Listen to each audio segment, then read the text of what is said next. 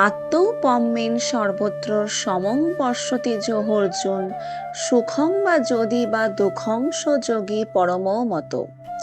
হে অর্জুন, যিনি সমস্ত জীবের সুখ ও দুঃখকে নিজের সুখ দুঃখের অনুরূপ সমানভাবে জ্ঞান করেন, আমার মতে তিনিই সর্বশ্রেষ্ঠ যোগী। কৃষ্ণ ভাবনাময় ভক্তই হচ্ছেন পরম যোগী। নিজের অনুভূতির পরিপ্রেক্ষিতে তিনি সকলেরই সুখ দুঃখ সম্বন্ধে সচেতন। ভগবানের সঙ্গে তার শাশ্বত সম্পর্কের কথা ভুলে যাওয়াই ফলে জীব ক্লেশ ভোগ করে।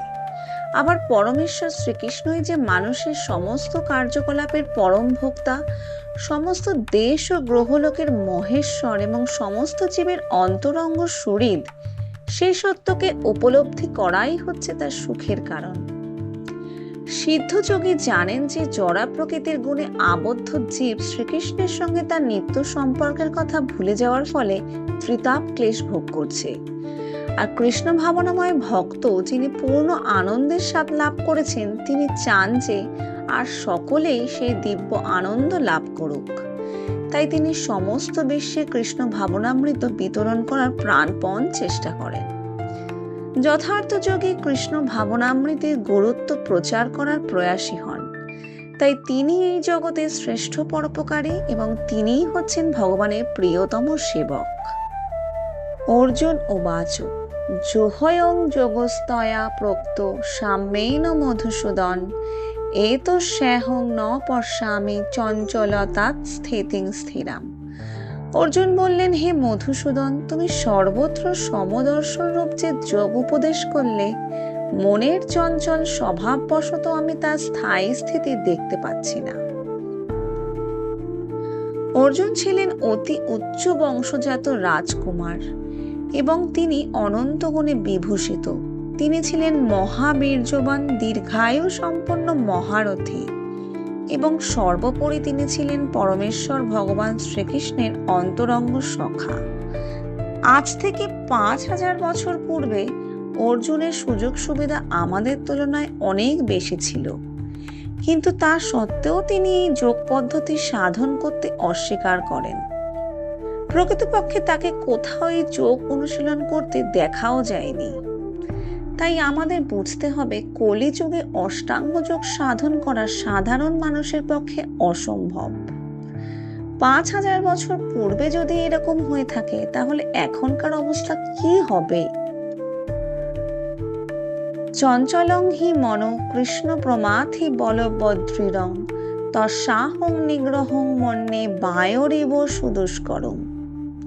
হে কৃষ্ণ, মন অতি চঞ্চল, শরীর ও ইন্দ্রিয় আদির বিক্ষেপ উৎপাদক, দুর্দমনীয় এবং অত্যন্ত বলবান। তাই তাকে নিগ্রহ করা বায়ুকে বশীভূত করার থেকেও অধিকতর কঠিন বলে আমি মনে করি। বৈদিক শাস্ত্রে বলা হয়েছে, এই দেহরূপ রথের আরোহী হচ্ছে জীবাত্মা, বুদ্ধি হচ্ছে সেই রথের সারথি, মন হচ্ছে তার বলগা এবং ইন্দ্রিয়গুলি হচ্ছে ঘোড়া। এভাবেই মন ও ইন্দ্রিয়ের সাহচর্যে আত্মা সুখ ও দুঃখ ভোগ করে। চিন্তাশীল মনীষীরা এভাবেই চিন্তা করেন। বুদ্ধির দ্বারা মনকে পরিচালিত করা উচিত, কিন্তু মন এত শক্তিশালী ও দুর্দমনীয় যে বুদ্ধির দ্বারা পরিচালিত হওয়ার পরিবর্তে সেই বুদ্ধিকে পরাভূত করে এবং তাকে পরিচালিত করতে শুরু করে। শ্রী ভগবান উবাচ অসংশয়ং মহাবাহ মনো দুর্নিগ্রহং চলম অভ্যাসেন তু কৌন্তেয় বৈরাগ্যেন চ গৃহ্যতে। পরমেশ্বর ভগবান বললেন, হে মহাবাহ, মন যে দুর্দমনীয় ও চঞ্চল তাতে কোনো সন্দেহ নেই, কিন্তু হে কৌন্তেয়, ক্রমশ অভ্যাস ও বৈরাগ্যের দ্বারা মনকে বশীভূত করা যায়। অবাধ্য মনকে সংযত করা যে কত কঠিন তা অর্জুন বুঝতে পেরেছিলেন। ভগবানও সেই কথা স্বীকার করলেন, কিন্তু ভগবান জানিয়ে দিলেন যে অভ্যাস ও বৈরাগ্যের দ্বারা তা সম্ভব। সেই অভ্যাসটি কি? বর্তমান কলিযুগে তীর্থবাস, পরমাত্মার ধ্যান, মন ইন্দ্রিয়গুলির নিগ্রহ, ব্রহ্মচর্য, নির্জন বাস আদি কঠোর বিধিবিধান পালন করা সম্ভব নয়। কিন্তু কৃষ্ণ ভাবনামৃত অনুশীলন করার ফলে নববিধা ভগবত ভক্তির ধারণ করা যায়। ভক্তির প্রথম ও প্রধান অঙ্গ হচ্ছে কৃষ্ণ কথা শ্রবণ। মনকে সমস্ত ভ্রান্তি ও অনর্থ থেকে শুদ্ধ করার জন্য এটি অতি শক্তিশালী পন্থা। কৃষ্ণ কথা যত বেশি শ্রবণ করা যায় ততই মন প্রবুদ্ধ হয়, কৃষ্ণবিমুখ বিষয়ের প্রতি অনাসক্ত হয়। কৃষ্ণলীলার প্রতি আসক্তি বস্তুত খুবই সহজ সাধ্য, কারণ কৃষ্ণ কথা শ্রবণ করা মাত্রই শ্রোতা তার প্রতি অনুরক্ত হয়। এই আসক্তিকে বলা হয় পরেশানুভব, অর্থাৎ পারমার্থিক সন্তোষ। এই অনুভূতি অনেকটা ক্ষুধার্ত ব্যক্তির প্রতি গ্রাসে গ্রাসে ক্ষুধা নিবৃত্তিরূপ তৃপ্তির মতো। ক্ষুধার সময় যতই ভোজন করা হয় ততই তৃপ্তি ও শক্তি অনুভব হয়। সেই রকম ভক্তির প্রভাবে মন বিষয়াসক্তি থেকে মুক্ত হয় এবং অপ্রাকৃত তৃপ্তি অনুভূত হয়। অসংযতাত্মনা যোগ দুষ্প্রাপ ইতি মে মতি বসাত্মতানা তো যততা সাক্ষ্য প্রাপ্ত মোপয়াত। অসংযত চিত্ত ব্যক্তির পক্ষে আত্মোপলব্ধি দুষ্প্রাপ্য, কিন্তু যার মন সংযত এবং যিনি যথার্থ উপায় অবলম্বন করে মনকে বশ করতে চেষ্টা করেন তিনি অবশ্যই সিদ্ধি লাভ করেন, সেটিই আমার অভিমত। অর্জুন উবাচ অযতি শ্রদ্ধয়োপেত যোগাচ্চলিত মানস অপ্রাপ্য যোগ সংসিদ্ধিং কাং গতিং কৃষ্ণ গচ্ছতি। অর্জুন জিজ্ঞাসা করলেন, হে কৃষ্ণ, যিনি প্রথমে শ্রদ্ধা সহকারে যোগে যুক্ত থেকে পরে চিত্ত চাঞ্চল্য হেতু ভ্রষ্ট হয়ে যোগে সিদ্ধি লাভ করতে না পারেন, তবে সেই ব্যর্থ যোগীর কি গতি লাভ হয়? মন থেকে সমস্ত সংশয় দূর করার জন্য অর্জুন আবার ভগবানকে সেই কথাই জিজ্ঞাসা করছেন। যথেষ্ট নিষ্ঠার সঙ্গে আমরা জ্ঞানযোগ ও অষ্টাঙ্গ যোগের অনুশীলন করতে পারি, কিন্তু তাদের মাধ্যমে আত্মজ্ঞান লাভ করা এই কলিযুগে অত্যন্ত কঠিন। তাই ঐকান্তিক চেষ্টা থাকলেও সিদ্ধি লাভ নাও হতে পারে। নানা কারণে তার পদস্খলন হতে পারে।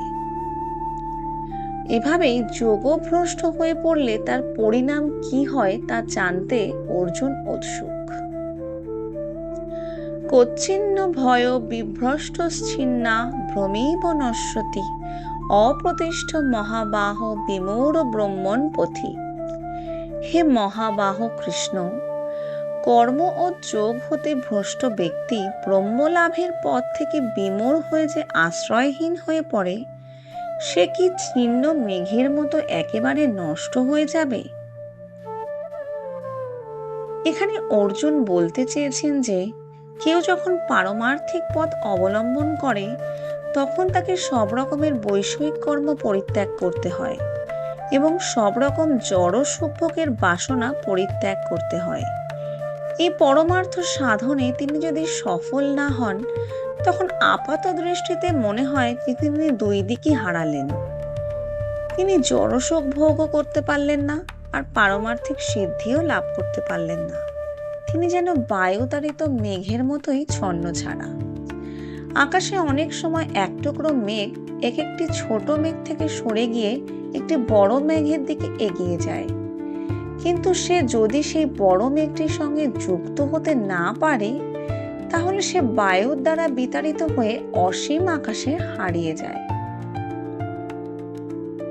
এই তন্মে সংশয়ং কৃষ্ণ ছেতুম মহর্ষে শেষত তদ্দন্য সংশয় শাস্য চেত্তা ন উপপদ্যতে। হে কৃষ্ণ, তুমি কেবল আমার এই সংশয় দূর করতে সমর্থ, কারণ তুমি ছাড়া কেউ আমার এই সংশয় দূর করতে পারবে না। শ্রী ভগবান উবাচ পার্থ নৈবেহ নামত্র বিনাশশস্ত্র বিদ্যতে নহি কল্যাণকৃত কশ্চিৎ দুর্গতিং তাত গচ্ছতি। পরমেশ্বর ভগবান বললেন, হে পার্থ, শুভানুষ্ঠানকারী পরমার্থবিদের ইহলোক ও পরলোকে দুর্গতি হয় না। হে বৎস, তার কারণ কল্যাণকারীর কখনো অধোগতি হয় না। এক জীবনে পরমার্থ সাধনে সিদ্ধি লাভ না করতে পারলেও তাতে দুশ্চিন্তা করার কোনো কারণ নেই। এমনকি যদিও স্বধর্ম যথাযথভাবে অনুষ্ঠান না করার জন্য তিনি তার প্রতিক্রিয়ার অধীন হলেও তার ক্ষতির কোনো কারণ নেই, কারণ শুভ কৃষ্ণ ভাবনামৃত কখনো বিফলে যায় না।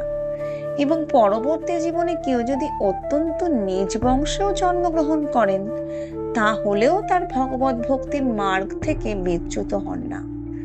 পক্ষান্তরে কেউ যদি একান্ত নিষ্ঠার সঙ্গে স্বধর্মের আচার অনুষ্ঠান করেন, কিন্তু অন্তরে যদি ভগবত ভক্তি না থাকে, তাহলে তার কোনোই কল্যাণ হয় না। প্রাপ্য পুণ্য কৃতাং লোকানুসীতা শাশ্বতী সমা শুচিনাং শ্রীমতাং গেহে যোগভ্রষ্টঃ ভিজায়তে। যোগভ্রষ্ট ব্যক্তি পুণ্যবানদের প্রাপ্য স্বর্গাদি লোকসমূহে বহুকাল বাস করে, সদাচারী ব্রাহ্মণদের গৃহে অথবা শ্রীমান ধনী বণিকদের গৃহে তারপরে জন্মগ্রহণ করেন। যোগভ্রষ্ট যোগী দুই প্রকারের। এক শ্রেণী হচ্ছেন যারা অল্প সাধনার পর পতিত হয়েছেন, আর অপর শ্রেণী হচ্ছেন যারা দীর্ঘকাল যোগাভ্যাস করার পর ভ্রষ্ট হয়েছেন। অল্প সাধনার পর যারা পতিত হয়েছেন তারা উচ্চতর লোকে যান, যেখানে পুণ্যবানেরা প্রবেশ করার অধিকার লাভ করেন।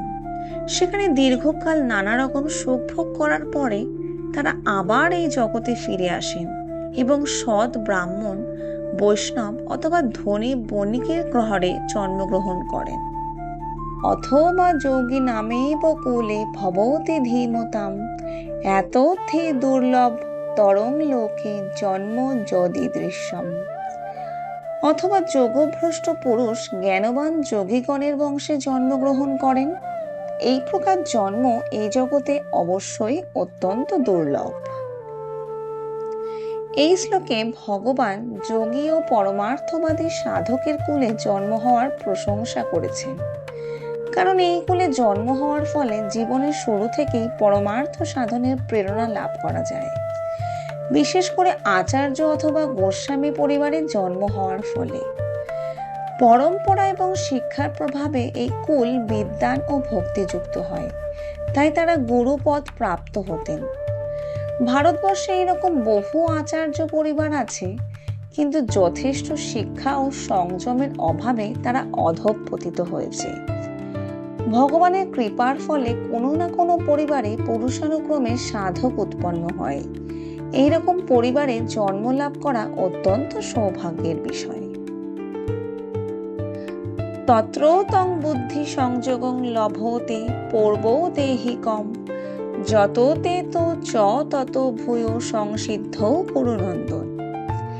হে কুরুনন্দন, সেই প্রকার জন্মগ্রহণ করার ফলে তিনি পুনরায় তার পূর্ব জন্মকৃত পারমার্থিক চেতনার বুদ্ধি সংযোগ লাভ করে সিদ্ধি লাভের জন্য পুনরায় যত্নবান হন। পূর্বাভ্যাসেন তেনেব হ্রিয়ত হ্যাবস্য হপি স জিজ্ঞাসুরপি যোগস্য শব্দ ব্রহ্মাতি বর্ততে। তিনি পূর্বজন্মের অভ্যাসবশে যেন অবশ হয়ে যোগ সাধনের প্রতি আকৃষ্ট হন। এই প্রকার যোগশাস্ত্রে জিজ্ঞাসু পুরুষ বেদোক্ত সকাম কর্মমার্গকে অতিক্রম করেন, অর্থাৎ সকাম কর্মমার্গে যে ফল নির্দিষ্ট আছে তার থেকে উৎকৃষ্ট ফল লাভ করেন। এই সম্বন্ধে একটি সুন্দর দৃষ্টান্ত করেছেন। এই সম্বন্ধে একটি খুব সুন্দর দৃষ্টান্ত হচ্ছে ঠাকুর হরিদাস, যাকে শ্রী চৈতন্য মহাপ্রভু অত্যন্ত পার্শ্বদরূপে গ্রহণ করেছিলেন। এই সম্বন্ধে একটি খুব সুন্দর দৃষ্টান্ত হচ্ছে ঠাকুর হরিদাস, যাকে শ্রী চৈতন্য মহাপ্রভু অন্যতম পার্শ্বদরূপে গ্রহণ করেছিলেন। যদিও হরিদাস ঠাকুর যবনকুলে জন্মগ্রহণ করেছিলেন, কিন্তু তা সত্ত্বেও শ্রী চৈতন্য মহাপ্রভু তাকে নামাচার্য রূপে ভূষিত করেছিলেন, কেননা তিনি একান্ত নিষ্ঠার সঙ্গে 3 লক্ষ হরে কৃষ্ণ মহামন্ত্র জপ করতেন। যেহেতু তিনি নিরন্তর ভগবানের নাম কীর্তন করতেন, এর থেকে বোঝা যায় যে পূর্বজন্মে তিনি শব্দব্রহ্ম নামক বৈদিক কর্মকাণ্ডের অনুষ্ঠান পূর্ণরূপে সম্পন্ন করেছিলেন। অতএব শুদ্ধ ভক্ত না হলে ভগবত ভক্তি লাভ করা যায় না এবং ভগবানের অপ্রাকৃত নাম সমন্বিত হরে কৃষ্ণ মহামন্ত্র উচ্চারণ করা যায় না। প্রযত্নাৎ যত মানস্ত যোগী সংশুদ্ধ ক্লেশ অনেক জন্ম সংসিদ্ধ স্তত জাতি পরাং গতিম। যোগী ইহ জন্মে পূর্বজন্মকৃত যত্ন অপেক্ষা অধিকতর যত্ন করে পাপ মুক্ত হয়ে পূর্ব জন্মের সাধন সঞ্চিত সংস্কার দ্বারা সিদ্ধি লাভ করে পরম গতি লাভ করেন। ধর্মপরায়ণ সম্ভ্রান্ত ও পবিত্র পরিবারে জন্মগ্রহণ করার ফলে মানুষ পরমার্থ সাধন করার তাৎপর্য উপলব্ধি করতে পারেন।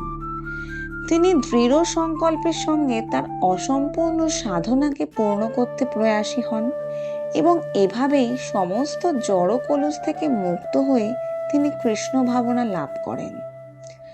কৃষ্ণ ভাবনাই হচ্ছে জড় কলুষ থেকে মুক্ত হওয়ার প্রকৃত পন্থা।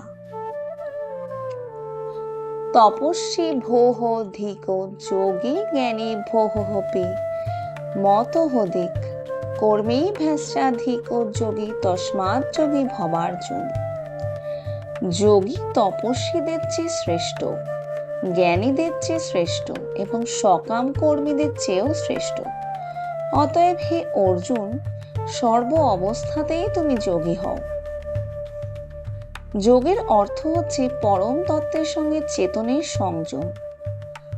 যোগের অর্থ হচ্ছে পরম তত্ত্বের সঙ্গে চেতনের সংযোগ। বিভিন্ন পন্থা অনুসারে এই যোগকে বিভিন্ন নামে অভিহিত করা হয়। কর্মের মাধ্যমে যখন চেতনাকে ভগবানের প্রতি উদ্বুদ্ধ করা হয় তখন তাকে বলা হয় কর্মযোগ।